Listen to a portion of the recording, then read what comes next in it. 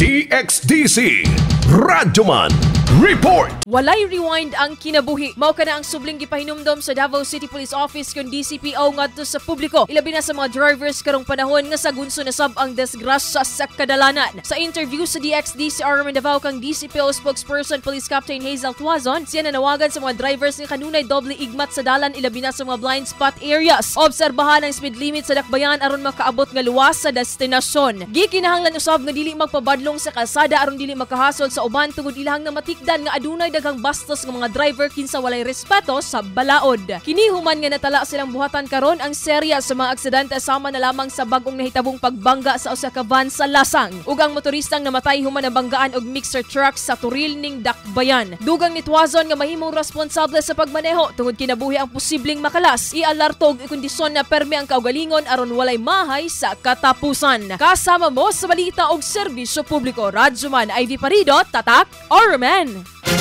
RMN News, Diretso Balitang Metro Davao.